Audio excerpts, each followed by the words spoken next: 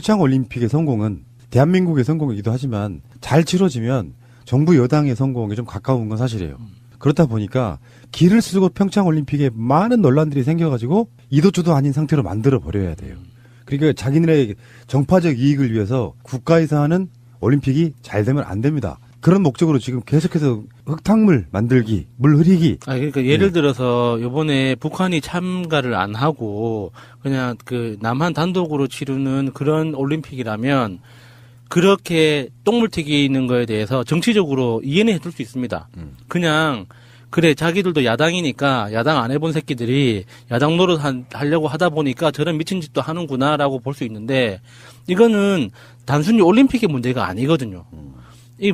북한과의 어떤 평화 무드, 그리고 앞으로 대한민국이 살아가야 되는 어떤 경제적인 로드맵이 어떤 방식으로 우리가 그 그림을 그릴 수 있는가에 대한 굉장히 중요한 단초를 놔야 되는 시기인 거예요. 그래서 이게 앞으로 뭐 그 개성공단을 다시 열든 북한과 교류를 시작을 하든 어떤 식으로 우리가 변화가 될지는 모르지만 기본적으로 대한민국 경제에 새로운 기회가 열리는 거거든요. 이거는 우리가 먹고 사는 문제하고 달려 있는 거예요. 특히 평화라는 문제가 그런 거거든요. 그런데 그거를 가지고 평화가 열리는 이 기회 자체에 대해서 자기들의 정치적 목적 때문에 이런 똥물을 튀기고 있는 게 사실 단순히 봐주기 힘들죠. 예. 오늘 일요일 날 장제원이 논평을 한 게 있는데요. 거의 저주에 가깝습니다. 스위스에서 평창 동계올림픽의 남북 단일팀 구성이 확정되자 장제원이 논평한 것을 좀 들려드릴게요. 문재인 정권이 평창 동계올림픽을 자진 반납하고 평양올림픽을 선언한 것이다. 평화를 얻기 위해 국제올림픽위원회를 설득했다면 착각이고 북한을 위해 IOC를 설득했다면 반역이다. 이제 평양올림픽에는 김정은 체제 선전가만 울려 퍼질 것이다. 순수해야 할 세계인의 스포츠 축제가 정치 논리로 얼룩지고 문재인 대통령과 북한의 김정은은 성공적 평화올림픽을 개최한 지도자로 포장될 것이다. 문재인 정권은 국민의 상실감 따위는 아랑곳 없이 전매 특허인 정치시효로 자화자찬의 혈안이 돼 문재인 찬양가를 불러댈 것이다. 시한부 평화도 잠시, 북한이 핵을 완성하고 완성된 핵과 미사일로 대한민국과 전 세계를 향해 도발과 협박을 본격화한다면 문재인 정권은 씻을 수 없는 역사의 죄인이 될 것이다. 완전히 저주에 가깝잖아요. 이게 대표적인 사례죠. 이 터진 주둥이라고 그러니까. 씨부리는 이런 게. 어느 나라 사람들이에요 도대체? 평화를 얻기 위해서 뭔가를 해. 그러면 평화를 얻기 위해 IOC를 설득했다면 착각이고 북한을 위해 IOC를 설득했다면 반역이다. 이게 뭔 말이야 이게. 말이 상식적으로 좀 돼야지. 그러니까 애초에 북한까지 같이 이렇게 오면서 평화올림픽으로 문재인 대통령의 지지율도 오르고 어떤 한국의 국격이 다 같이 올라가는 것을 자체를 반대를 하고 이걸 싫어한다는 게 너무 역력하게 보이잖아요. 심지어는요. 박근혜 정권 때 북한 선수단 내려오면 당시 새누리당 국회의원들이 뭐 서포터즈 후원 이렇게 만들어가지고 막 서로 이렇게 해주고 예. 그랬던 시절이 있었어요. 자, 북한 응원단하고 같이 막 인공기 흔들고 막 그런 사진도 있더만요. 맞아요. 응원석에서 같이 네. 응원하고 그때는 그렇게 했으면서 뭐 정권이 바뀌는 대로 이념도 없이 이렇게 따라다니면서 이때는 찬성하고 이때는 반대하고. 전체적인 상황은 이렇게 보는 게 맞을 것 같아요.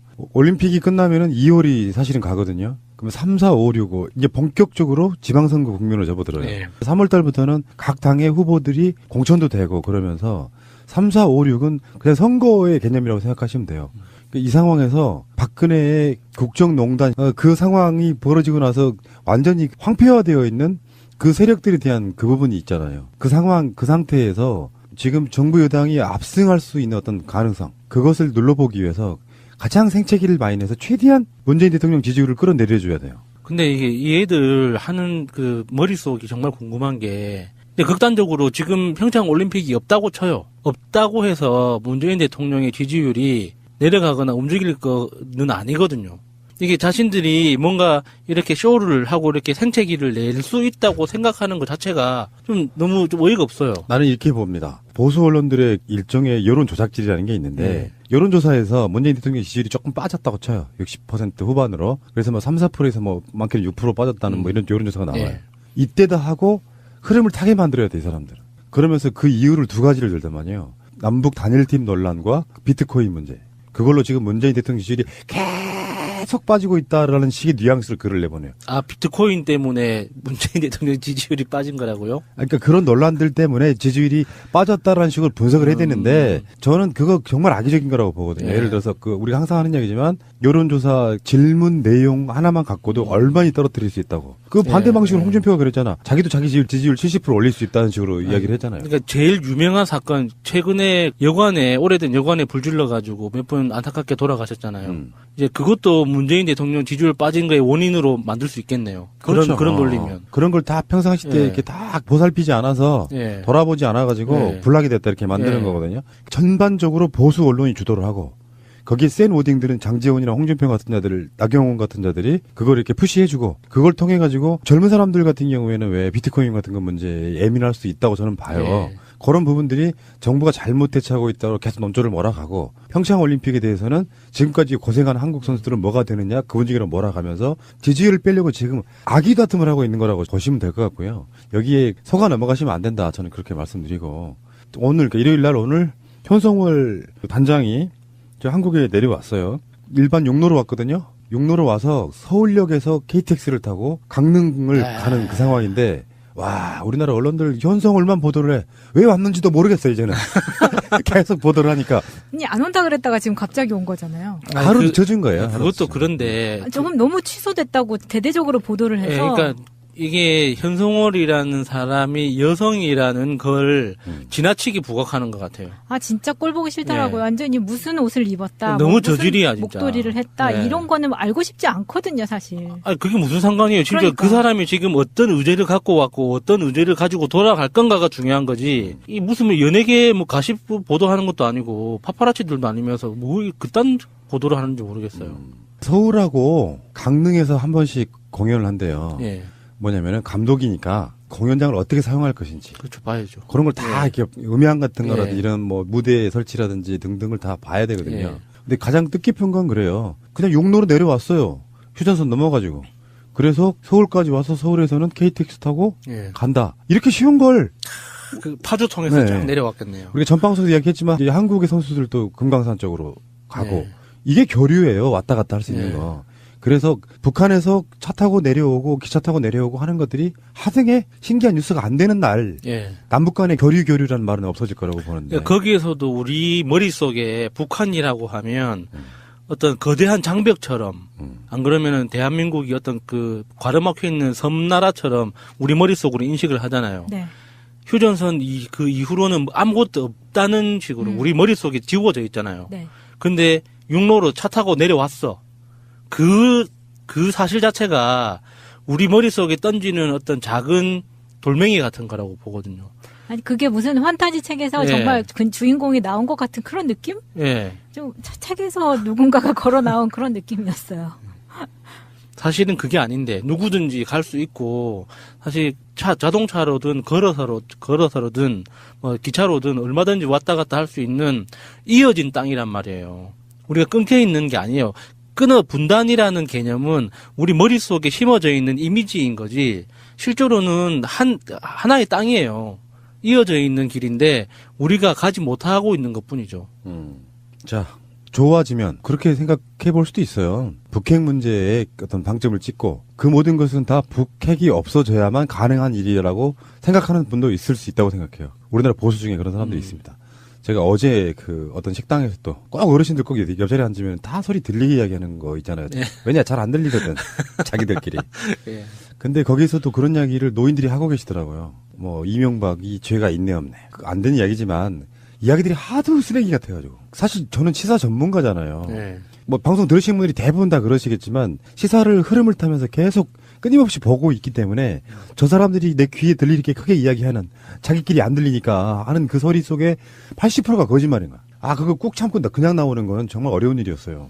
왜냐면 내 꼬맹이가 바로 앞에 있는데 원숭이 높아져서 싸움 날까봐. 그 정말 악의적이더라고요. 이를테면 이런 식인 거지. 뭐 이명박이 그런 건 다 관행 아니요? 어? 말투가 딱 이랬어. 아니 관행이면 봐줘야 되는 거예요? 그러니까 그리고 내가 속으로 댓글 달고 싶잖아. 범죄잖아요. 막 이런 식으로. 나 정말 어처구니 없어가지고. 자, 어쨌건 이 사람들은 나라가 좋아지는 건 안중에도 없어요. 나라가 좋아지는 거에는 어떤 것도 없어. 국민한테도 잘 살거나 이러기를 전혀 바라지 않아요. 그냥 그저 정권 잡아서 해먹는 거 알겠습니다. 어쨌건 평창 평화 올림픽 되는 거 맞고요. 거기에 평양 올림픽이라고 지금 계속 네이밍하는 세력들 현재 국정원은 아니겠지만 국기득권들이 만들어내는 완고한 어떤 카르텔 속에 자유한국당을 중심으로 한 요즘 말하는 네. 옵션 열기들이 좀 극성을 부리고 있는 이유가 바로 그런 게 아닌가 이런 생각을 해봅니다. 조직이 있다. 찾아내자. 가자.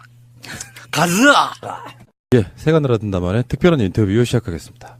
자, 오늘 모신 분들 일단 소개를 해드릴게요. 저는 이분을 정말 만나고 싶었습니다. 근데 이분이 뭔가 인연이 정말 안 닿는, 굳이 이분을 섭외해서 인터뷰를 듣는 것보다 우리가 우리 목소리 이야기하는 게 낫겠다. 그 정도로 믿음이 가는 바로 그런 분이십니다. 4.16연대 공동대표이신 박내군 대표님. 예, 안녕하십니까. 예, 어서 오시고요.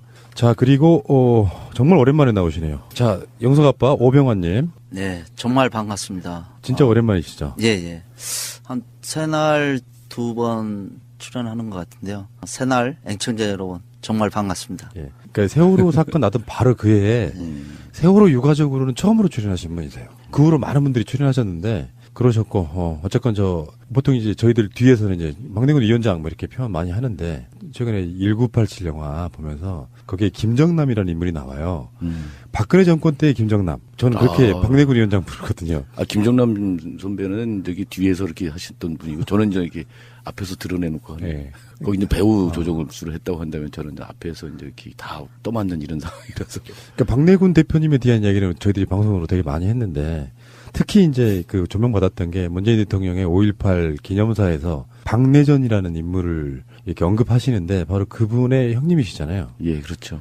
그 동생의 죽음 때문에 운동에 투신하셨다는 얘기 들었거든요. 동생 죽고 나서 이제 육아협에 이제 활동을 하면서 처음 이제 육아협에 가서 했던 게 그 의문사 유가족들 농성하는 거 지원하는 거였어요. 그러면서 이제 그때 이제 88년도인데 의문사와 관련해서 뭐 자료도 정리 안 돼 있고 그러니까 그 엄마 아빠들 만나갖고 그 인터뷰하면서 밤새도록 인터뷰하고 그러면서 자료 정리하고 이렇게 하면서 이제 인권운동을 시작을 하게 된 거죠.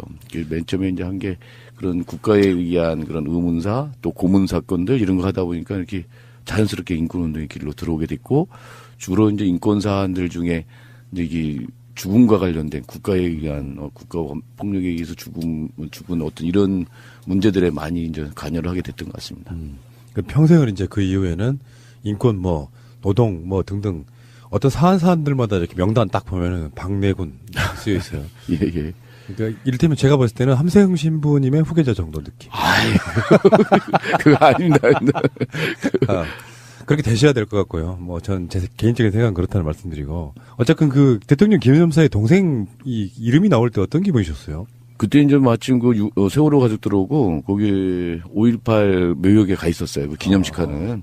그냥 뭐 전혀 이제 예상을 하지 못하다가 갑자기 이제 그렇게 얘기를 하는데 그때 뭐 박관현 뭐 조성만 얘기하면서도 사실 뭐 내 동생 이름을 부를 줄 몰랐죠.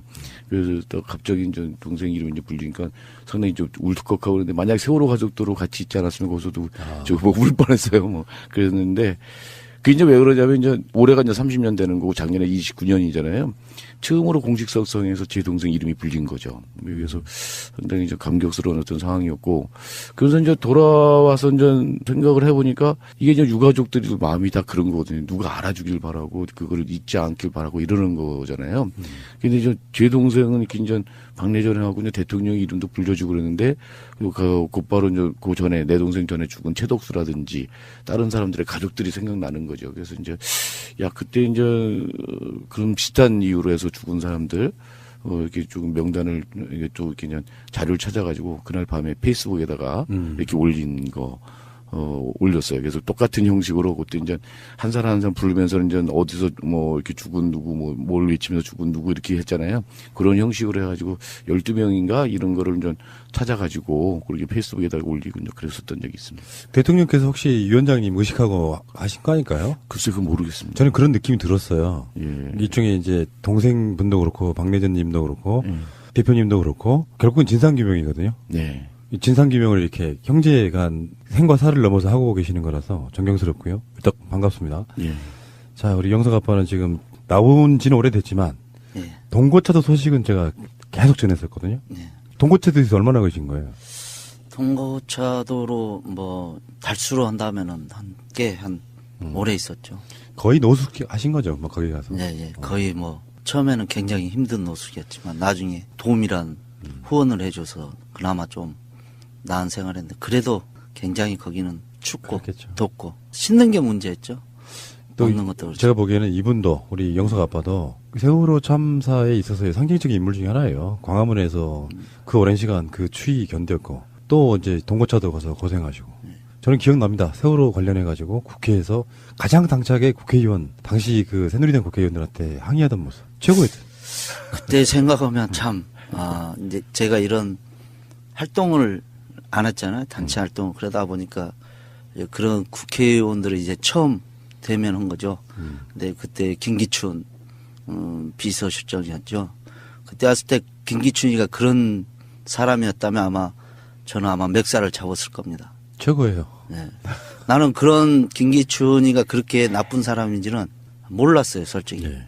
자, 어떻게 보면 먹고 살기 바쁘다 보니까 우리 애가 희생되고 나서야 이런 정치인들 변질된 거, 이런 정부에 변질된 거, 그다음에 과거에 변질됐던 사람들이 다시 정권을 잡아서 국민들에게 더 가슴 아프게 했던 사람들이었다면 그때 당시 알았다면 아마 김기춘이는 아마 저에게 멱살을 잡혔을 겁니다. 패기가 굉장히 살아계시고요. 네. 그때는 아마 배는 게 없었어요. 그리고 이건 자식이 문제고, 저도 세월호 문제를 매주라도 다루는 이유 중에 하나가요. 제가 처음에 약속했던 게 있어요. 우리 청취자분들한테. 자식을 잃고 거기에 대한 진상규명과 항의라는 사람들을 이길 수 있는 정권은 없다. 전 지구상으로 봐도 없다. 저는 끝까지 여러분들과 함께 하겠다는 약속 드렸던 부분이 지금까지 오게 됐는데, 세월이 지나서 가끔씩은 웃으면서도 이야기할 수 있게 됐다는 게 그만큼 세월이라는 게 무심한 거라고 생각이 들지만, 그 처음으로 돌아가면 또 눈물 나는 이야기고요. 더불어서 지금 그 옆에 와 계시는 우리 영석 엄마 인사만 잠깐 나누세요. 인터뷰 할 생각은 없고요. 그 세월호 사건 관련해 갖고 어떤 현장에서 이분 얼굴 안 뵌 분들은 없을 거라고 생각해요. 영석 엄마, 우리 권미화님. 네, 반갑습니다. 왜 또 우세요? 왜 또 울어? 지금 왜 우신 거예요? 어떤 기분 때문에? 이제 시간이 오래 갔는데도 그동안 우리 했던 일들이 여러분들이 이렇게 조금한 단어 속에서도 우리가 필름처럼 넘어가니까 그때 뭔가를 또 좀 더 알았다면 이렇게 길게 걸리지 않고 달라들었을 텐데 하는 생각도 들고요. 여전히 우리가 싸워야 될 일들은 부모라서도 할 수 있어야 되고 또 기성세대 어른으로서도 이제 지금 바로잡지 못한다면 앞으로 이런 일이 계속 비일비재하고 그 많은 피해를 또 국민들이 받는다는 생각에 어쩌면 의무감과 책임감을 다 지키려고 노력하고 있습니다. 반갑습니다, 애청자 여러분. 네, 잘 오셨고요. 옆에서 숨죽여 계실 것 같은데 네네. 감사드리고요. 제가 제일 참담했던 기억은 저는 그래요. 자식들 영정 들고 안산에서 광화문까지 상복 입고 걸어오던 모습은 가장 처참한 모습 중에 하나였다고 생각합니다. 자, 아직 세월의 진실 규명은 안 됐다고 생각이 들고요. 바뀐 정부에서는 할 거라고 믿는데 주저앉아 있으면 누가 해줍니까? 자발적으로 일단 시작해야겠죠. 자, 오늘 두 분이 오늘 나오신 이유는 여러 가지가 있습니다만 첫 번째 제가 두 가지 정도로 한번 나눠서 이야기를 드려볼게요. 일단은 4.16 재단을 만드는 부분, 그리고 뒷부분에서는 제2기 특조 이야기를 좀 하겠습니다. 예. 4.16 재단을 만드신다고요? 저는 이제 4.16 재단 그러면 떠오르는 게 국민 성금 받아가지고 그걸 다 유족분들한테 이렇게 배분하는 게 아니고 특정 정도 정확한 퍼센테이지는 기억이 안 납니다만 그것을 모아두고 그런 형태로 이제 안전 명분을 걸어서 재단 만들겠다 그러지 않았습니까?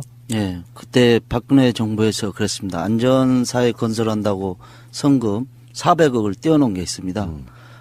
그 돈이 아직까지 있는 걸로 알고 있습니다. 그래서 우리 피해 가족과 우리 국민들이 우리 4.16 재단을 만들어야겠다고 해서 가족들은 현재 150가정이 한 가정당 500만 원씩을 내서 지금 돈을 모아놓은 상태입니다. 그래서 이제 국민들이 어느 정도 반을 보태고 유가족이 반을 보태자 해서 아마 유가족이 한 8억 정도 하고 시민들이 이제 같이 하면은 더 많이 모이겠지만 가족들이 앞장서야 된다. 그래야 4.16 재단이 잘 만들어진다. 해서 지금 현재 진행 중이고 있고요. 이게 이제 4.16 재단을 이제 만들자고 이제 하니까 사람들이 그거 보고 정부가 해줄 텐데 이런 얘기를 해요. 그 문재인 정부에 대한 어제 기대하는 거 굉장히 많이 있는 거고 저희도 기대하는 거 좀 있습니다. 근데 이제 저희가 이제 김대중 정권도 겪어봤고 노무현 정권도 겪어봤거든요. 이게 가만히 정부 믿고 기다린다고 해서 되는 게 아니다라고 하는 걸 우리 역사적으로 경험을 하고 있는데도 불구하고 사람들이 이제 문재인 정부가 됐으니까 다른 건 몰라도 세월호는 알아서 다 해주겠지 하는 이런 게 있거든요. 근데 이제 그래서는 안 된다. 막 좀 이따 뭐 세월호 특조위도 말씀하시고 할 때도 말씀드리겠지만 국민들이 먼저 나서서 자꾸 움직이고 자꾸 요구하고 활동하고 행동하지 않으면 정부도 같이 해주고 싶어도 못하는 부분들도 있고 그런 거거든요. 그래서 이럴 때 국가가 나중에 이제 뭐 지원도 하고 뭐 그런다고는 돼 있지만 그러기 전에 이런 유가족과 시민들이 든든한 어떤 국민의 어떤 힘으로 재단을 좀 만들어 보자. 이게 어쨌든 돈이 없으면 오래 가기 힘들잖아요. 이게 기억하는 일도 그렇고. 평화 올림픽 되는 거 맞고요. 거기에 평양 올림픽이라고 지금 계속 네이밍하는 세력들. 현재 국정원은 아니겠지만 기득권들이 만들어내는 완고한 어떤 카르텔 속에 자유한국당을 중심으로 한 요즘 말하는 옵션 열기들이 좀 극성을 부리고 있는 이유가 바로 그런 게 아닌가 이런 생각을 해봅니다. 조직이 있다. 찾아내자. 가자. 가즈아! 예, 새가 날아든다만의 특별한 인터뷰 시작하겠습니다. 자, 오늘 모신 분들 일단 소개를 해드릴게요. 저는 이분을 정말 만나고 싶었습니다. 근데 이분이 뭔가 인연이 정말 안 닿는, 굳이 이분을 섭외해서 인터뷰를 듣는 것보다 우리가 우리 목소리 이야기하는 게 낫겠다. 그 정도로 믿음이 가는 바로 그런 분이십니다. 4.16연대 공동대표이신 박내군 대표님. 예, 안녕하십니까. 예, 어서 오시고요. 자, 그리고 정말 오랜만에 나오시네요. 자, 영석 아빠 오병환님. 네, 정말 반갑습니다. 진짜 오랜만이시죠? 예, 예. 한 새날 2번 출연하는 것 같은데요. 새날 앵청자 여러분 정말 반갑습니다. 예. 그러니까 세월호 사건 나던 바로 그 해에 세월호 유가족으로는 처음으로 출연하신 분이세요. 그 후로 많은 분들이 출연하셨는데 그러셨고 어쨌건 보통 이제 저희들 뒤에서는 이제 박내군 위원장 뭐 이렇게 표현 많이 하는데 최근에 1987 영화 보면서 거기에 김정남이라는 인물이 나와요. 박근혜 정권 때의 김정남. 저는 그렇게 박내군 위원장 부르거든요. 김정남 선배는 되게 뒤에서 이렇게 하셨던 분이고 저는 이제 이렇게 앞에서 드러내놓고 하는. 네. 거기 이제 배우 조정을 했다고 한다면 저는 이제 앞에서 이제 이렇게 다 떠맞는 이런 상황이라서. 그러니까 박내군 대표님에 대한 이야기는 저희들이 방송으로 되게 많이 했는데 특히 이제 그 조명받았던 게 문재인 대통령의 5.18 기념사에서 박내전이라는 인물을 이렇게 언급하시는데 바로 그분의 형님이시잖아요. 예, 그렇죠. 그 동생의 죽음 때문에 운동에 투신하셨다는 얘기 들었거든요. 동생 죽고 나서 이제 육아협에 이제 활동을 하면서 처음 육아협에 가서 했던 게 그 의문사 유가족들 농성하는 거 지원하는 거였어요. 그러면서 이제 그때 이제 88년도인데 의문사와 관련해서 뭐 자료도 정리가 안 돼 있고 그러니까 그 엄마 아빠들 만나갖고 그 인터뷰하면서 밤새도록 인터뷰하고 그러면서 자료 정리하고 이렇게 하면서 이제 인권운동을 시작을 하게 된 거죠. 맨 처음에 이제 한 게 그런 국가에 의한 그런 의문사 또 고문 사건들 이런 거 하다 보니까 이렇게 자연스럽게 인권운동의 길로 들어오게 됐고 주로 이제 인권 사안들 중에 이제 이게 죽음과 관련된 국가에 의한 국가 폭력에 의해서 죽은 어떤 이런 문제들에 많이 이제 관여를 하게 됐던 것 같습니다. 평생을 이제 그 이후에는 인권 노동 등등 어떤 사안들마다 이렇게 명단 딱 보면은 박내군 쓰여 있어요. 예, 예. 그러니까 이를테면 제가 봤을 때는 함세흥 신부님의 후계자 정도 느낌. 그거 아닙니다. 그렇게 되셔야 될 것 같고요. 전 제 개인적인 생각은 그렇다는 말씀드리고 어쨌든 그 대통령 김영삼의 동생 이름이 나올 때 어떤 기분이셨어요? 그때 이제 마침 세월호 가족들 오고 거기 5.18 묘역에 가 있었어요. 그 기념식 하는. 그냥 전혀 이제 예상을 하지 못하다가 갑자기 이제 이렇게 얘기를 하는데 그때 박관현 조성만 얘기하면서도 사실 내 동생 이름을 부를 줄 몰랐죠. 그래서 또 갑자기 이제 동생 이름이 이제 불리니까 상당히 좀 울컥하고 그러는데 만약 세월호 가족들로 같이 있지 않았으면 거기서도 울 뻔했어요. 그랬는데 그게 이제 왜 그러냐면 이제 올해가 이제 30년 되는 거고 작년에 29년이잖아요. 처음으로 공식 석상에서 제 동생 이름이 불린 거죠. 그래서 상당히 이제 감격스러운 어떤 상황이었고, 그래서 이제 돌아와서 이제 생각을 해보니까 이게 이제 유가족들이 마음이 다 그런 거거든요. 누가 알아주길 바라고, 그거를 잊지 않길 바라고 이러는 거잖아요.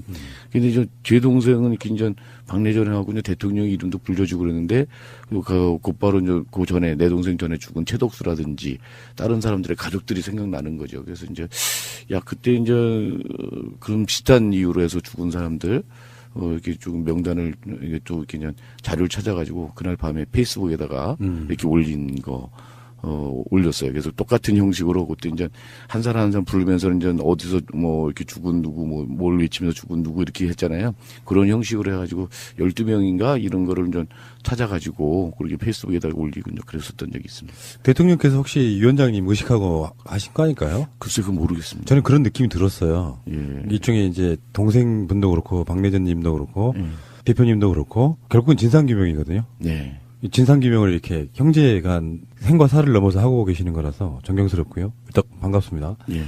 자, 우리 영석 아빠는 지금 나온 지는 오래됐지만 예. 동고차도 소식은 제가 계속 전했었거든요. 예. 동고차도에서 얼마나 계신 거예요? 동고차도로 뭐 달수로 한다면은 한 오래 있었죠. 거의 노숙 하신 거죠, 뭐 거기 가서. 예, 예. 거의 뭐 처음에는 굉장히 힘든 노숙이었지만 나중에 도움이란 후원을 해줘서 그나마 좀 나은 생활했는데 그래도 굉장히 거기는 춥고 그렇겠죠. 덥고 씻는 게 문제였죠. 또 먹는 것도 그렇죠. 제가 보기에는 이분도 우리 영석 아빠도 세월호 참사에 있어서의 상징적인 인물 중에 하나예요. 광화문에서 그 오랜 시간 그 추위 견뎠고 또 이제 동고차도 가서 고생하시고 저는 기억납니다. 세월호 관련해 가지고 국회에서 가장 당차게 국회의원 당시 그 새누리당 국회의원들한테 항의하던 모습 최고였어요. 그때 생각하면 참 이제 제가 이런 활동을 안 했잖아요. 단체 활동을. 그러다 보니까 이제 그런 국회의원들을 이제 처음 대면한 거죠. 근데 그때 김기춘 비서실장이었죠. 그때 왔을 때 김기춘이가 그런 사람이었다면 저는 아마 멱살을 잡았을 겁니다. 최고예요. 네. 나는 그런 김기춘이가 그렇게 나쁜 사람인지는 몰랐어요, 솔직히. 네. 자, 어떻게 보면 먹고 살기 바쁘다 보니까 우리 애가 희생되고 나서야 이런 정치인들 변질된 거, 이런 정부에 변질된 거, 그다음에 과거에 변질됐던 사람들이 다시 정권을 잡아서 국민들에게 더 가슴 아프게 했던 사람들이었다면 그때 당시 알았다면 아마 김기춘이는 아마 저에게 멱살을 잡혔을 겁니다. 패기가 굉장히 살아계시고요. 네. 그때는 아마 배는 게 없었어요. 그리고 이건 자식이 문제고, 저도 세월호 문제를 매주라도 다루는 이유 중에 하나가요. 제가 처음에 약속했던 게 있어요. 우리 청취자분들한테. 자식을 잃고 거기에 대한 진상규명과 항의하는 사람들을 이길 수 있는 정권은 없다. 전 지구상으로 막 서로 이렇게 해주고 예. 그랬던 시절이 있었어요. 자, 북한 응원단하고 같이 막 인공기 흔들고 막 그런 사진도 있더만요. 맞아요. 응원석에서 같이 네. 응원하고 그때는 그렇게 했으면서 뭐 정권이 바뀌는 대로 이념도 없이 이렇게 따라다니면서 이때는 찬성하고 이때는 반대하고 전체적인 상황은 이렇게 보는 게 맞을 것 같아요. 올림픽이 끝나면은 2월이 사실은 가거든요. 그러면 3, 4, 5, 6, 5 이제 본격적으로 지방선거 국면으로 접어들어요. 네. 3월 달부터는 각 당의 후보들이 공천도 되고 그러면서 3, 4, 5, 6은 그냥 선거의 개념이라고 생각하시면 돼요. 이 상황에서 박근혜의 국정농단 그 상황이 벌어지고 나서 완전히 황폐화되어 있는 그 세력들에 대한 그 부분이 있잖아요. 그 상황, 그 상태에서 지금 정부 여당이 압승할 수 있는 어떤 가능성, 그것을 눌러보기 위해서 가장 생채기를 많이 내서 최대한 문재인 대통령 지지율을 끌어내려줘야 돼요. 근데 이게 이 애들 하는 그 머릿속이 정말 궁금한 게 근데 극단적으로 지금 평창 올림픽이 없다고 쳐요. 없다고 해서 문재인 대통령의 지지율이 내려가거나 움직일 거는 아니거든요. 이게 자신들이 뭔가 이렇게 쇼를 하고 이렇게 생채기를 낼 수 있다고 생각하는 것 자체가 좀 너무 좀 어이가 없어요. 나는 이렇게 봅니다. 보수 언론들의 일종의 여론 조작질이라는 게 있는데 네. 여론조사에서 문재인 대통령 지지율이 조금 빠졌다고 쳐요. 60% 후반으로. 그래서 뭐 3, 4%에서 뭐 많게는 6% 빠졌다는 뭐 이런 여론조사가 나와요. 네. 이때다 하고 흐름을 타게 만들어야 돼, 이 사람들은. 그러면서 그 이유를 두 가지를 들단 말이에요. 남북 단일팀 논란과 비트코인 문제. 그걸로 지금 문재인 대통령 지지율이 계속 빠지고 있다라는 식의 뉘앙스를 글을 내보내요. 비트코인 때문에 문재인 대통령 지지율이 빠진 거라고요? 그러니까 그런 논란들 때문에 지지율이 빠졌다라는 식으로 분석을 해야 되는데 저는 그거 정말 악의적인 거라고 보거든요. 네. 예를 들어서 우리가 항상 하는 얘기지만 여론조사 질문 내용 하나만 갖고도 얼마나 떨어뜨릴 수 있다고. 그 반대 네. 방식으로 홍준표가 그랬잖아. 자기도 자기 지지율 70% 올릴 수 있다는 식으로 이야기를 했잖아요. 그러니까 제일 유명한 사건 최근에 오래된 여관에 불 질러가지고 몇 분 안타깝게 돌아가셨잖아요. 이제 그것도 문재인 대통령 지지율 빠진 거의 원인으로 만들 수 있겠네요. 그렇죠. 그런 논리면. 그런 걸 다 평상시 때 예. 이렇게 다 보살피지 않아서 예. 돌아보지 않아가지고 예. 불락이 됐다 이렇게 만드는 예. 거거든요. 전반적으로 보수 언론이 주도를 하고 거기에 센 워딩들은 장재원이나 홍준표 같은 자들, 나경원 같은 자들이 그걸 이렇게 푸시해주고 그걸 통해 가지고 젊은 사람들 같은 경우에는 왜 비트코인 같은 거 문제에 예민할 수 있다고 저는 봐요. 예. 그런 부분들이 정부가 잘못 대처하고 있다고 계속 논조를 몰아가고 평창 올림픽에 대해서는 지금까지 고생한 한국 선수들은 뭐가 되느냐 그 분위기로 몰아가면서 지지율을 빼려고 지금 악의 다툼을 하고 있는 거라고 보시면 될 것 같고요. 여기에 속아 넘어가시면 안 된다. 저는 그렇게 말씀드리고 오늘 그러니까 일요일 날 오늘 현성월 단장이 저 한국에 내려왔어요. 일반 용로로 왔거든요. 용로로 와서 서울역에서 KTX를 타고 강릉을 가는 그 상황인데 와, 우리나라 언론들 현성월만 보도를 해. 왜 왔는지도 모르겠어, 이제는. 계속 보도를 하니까. 아니, 안 온다 그랬다가 지금 갑자기 온 거잖아요. 하루 늦춰진 거예요. 하루 그것도 늦춰진 그런데 조금 너무 취소됐다고 대대적으로 보도를 해서. 예, 그러니까 이게 현송월이라는 사람이 여성이라는 걸 지나치게 부각하는 것 같아요. 아, 진짜 꼴 보기 싫더라고요. 네. 완전히 무슨 옷을 입었다. 너무 무슨 저질이야, 진짜. 목도리를 했다. 네. 이런 거는 알고 싶지 않거든요, 사실. 아니, 그게 무슨 상관이에요. 진짜 그러니까. 그 사람이 지금 어떤 의제를 갖고 왔고 어떤 의제를 가지고 돌아갈 건가가 중요한 거지. 이 무슨 연예계 뭐 가십 보도하는 것도 아니고 파파라치들도 아니면서 뭐 그딴 보도를 하는지 모르겠어요. 서울하고 강릉에서 한 번씩 공연을 한대요. 예.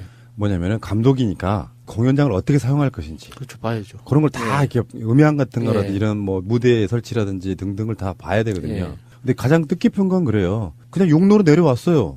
휴전선 넘어가지고. 그래서 서울까지 와서 서울에서는 KTX 타고 예. 간다. 이렇게 쉬운 걸 그 파주 통해서 네. 쫙 내려왔겠네요. 우리가 전방송에서 이야기했지만 이제 한국의 선수들도 금강산 쪽으로 가고 네. 이게 교류예요. 왔다 갔다 할 수 있는 네. 거. 그래서 북한에서 차 타고 내려오고 기차 타고 내려오고 하는 것들이 하등의 신기한 뉴스가 안 되는 날 예. 남북 간의 교류라는 말은 없어질 거라고 보는데. 거기에서도 우리 머릿속에 북한이라고 하면 어떤 거대한 장벽처럼 안 그러면은 대한민국이 어떤 그 과르막혀 있는 섬나라처럼 우리 머릿속으로 인식을 하잖아요. 네. 휴전선 그 이후로는 아무것도 없다는 식으로 우리 머릿속에 지워져 있잖아요. 네. 근데 육로로 차 타고 내려왔어.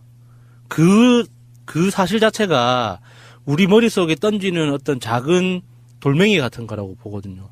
아니, 그게 무슨 환타지 책에서 예. 정말 그 주인공이 나온 것 같은 그런 느낌? 예. 좀 책에서 누군가가 걸어 나온 그런 느낌이었어요.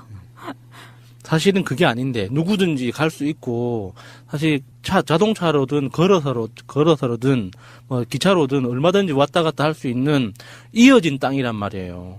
우리가 끊겨 있는 게 아니에요. 끊어 분단이라는 개념은 우리 머릿속에 심어져 있는 이미지인 거지 실제로는 하나의 땅이에요. 이어져 있는 길인데 우리가 가지 못하고 있는 것뿐이죠. 자, 좋아지면 그렇게 생각해 볼 수도 있어요. 북핵 문제에 어떤 방점을 찍고 그 모든 것은 다 북핵이 없어져야만 가능한 일이라고 생각하는 분도 있을 수 있다고 생각해요. 우리나라 보수 중에 그런 사람들이 있습니다. 제가 어제 그 어떤 식당에서 또 꼭 어르신들 꼭 옆자리에 앉으면 다 소리 들리게 이야기하는 거 있잖아요. 예. 왜냐 잘 안 들리거든. 자기들끼리. 예.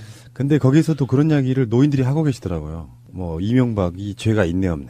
안 되는 이야기지만 이야기들이 하도 쓰레기 같아가지고. 사실 저는 시사 전문가잖아요. 예. 뭐 방송 들으신 분들이 대부분 다 그러시겠지만 시사를 흐름을 타면서 계속 끊임없이 보고 있기 때문에 저 사람들이 내 귀에 들리게 크게 이야기하는 자기끼리 안 들리니까 하는 그 소리 속에 80%가 거짓말인 거야. 아 그거 꾹 참고 그냥 나오는 건 정말 어려운 일이었어요. 왜냐하면 내 꼬맹이가 바로 앞에 있는데 원숭이 높아져서 싸움 날까봐. 그 정말 악의적이더라고요. 이를테면 이런 식인 거지. 뭐 이명박이 그런 건 다 관행 아니요? 어? 말투가 딱 이랬어. 아니 관행이면 봐줘야 되는 거예요? 아니 그러니까 그리고 내가 속으로 댓글 달고 싶잖아. 범죄잖아요. 막 이런 식으로. 나 저번이었어가지고. 자 어쨌건 이 사람들은 나라가 좋아지는 건 안중에도 없어요. 나라가 좋아지는 거에는 어떤 것도 없어. 국민한테도 잘 살거나 이러기를 전혀 바라지 않아요. 그냥 그저 정권 잡아서 해먹는 거. 알겠습니다. 어쨌건 평창 올림픽의 성공은 대한민국의 성공이기도 하지만 잘 치러지면 정부 여당의 성공에 좀 가까운 건 사실이에요. 그렇다 보니까 길을 쓰고 평창올림픽에 많은 논란들이 생겨가지고 이도저도 아닌 상태로 만들어 버려야 돼요. 그러니까 자기네의 정파적 이익을 위해서 국가에서 하는 올림픽이 잘 되면 안 됩니다. 그런 목적으로 지금 계속해서 흙탕물 만들기, 물 흐리기. 그러니까 예를 들어서 요번에 북한이 참가를 안 하고 그냥 그 남한 단독으로 치르는 그런 올림픽이라면 그렇게 똥물 튀기는 거에 대해서 정치적으로 이해는 해줄 수 있습니다. 그냥 그래, 자기들도 야당이니까 야당 안 해본 새끼들이 야당 노릇 하려고 하다 보니까 저런 미친 짓도 하는구나라고 볼 수 있는데, 이거는 단순히 올림픽의 문제가 아니거든요. 북한과의 어떤 평화 무드, 그리고 앞으로 대한민국이 살아가야 되는 어떤 경제적인 로드맵이 어떤 방식으로 우리가 그 그림을 그릴 수 있는가에 대한 굉장히 중요한 단초를 놔야 되는 시기인 거예요.